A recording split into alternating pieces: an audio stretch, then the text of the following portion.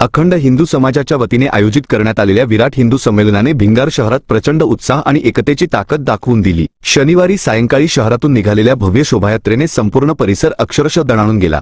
मारुती मंदिर भिंगार वेस येथून सायंकाळी 5:30 वाजता शोभायात्रेला सुरुवात झाली। पारंपरिक बँड पथकांच्या गजरात, भगव्या ध्वजांच्या लहरीत आणि घोषणांच्या गजरात ही यात्रा पुढे सरकत होती। यात्रेतील आकर्षक सजवलेला रथ आणि त्यावर विराजमान असलेले महंत श्री शंकर भारतीजी हे सर्वांचे लक्ष वेधून घेत होते। त्यांच्या उपस्थितीने कार्यक्रमाला विशेष धार्मिक आणि आध्यात्मिक उंची लाभली।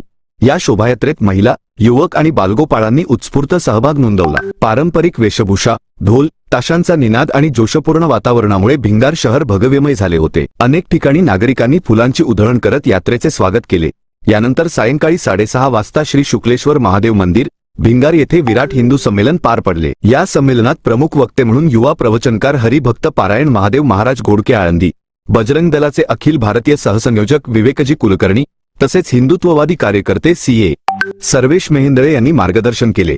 वक्त्यांनी आपल्या भाषणातून हिंदू समाजाच्या एकतेचा, संस्कृतीच्या जतनाचा आणि सामाजिक बांधिलकीचा जोरदार संदेश दिला। संमेलनात उपस्थित नागरिकांनीही उत्स्फूर्त प्रतिसाद देत कार्यक्रमाला मोठ्या प्रमाणात यश मिळवून दिले।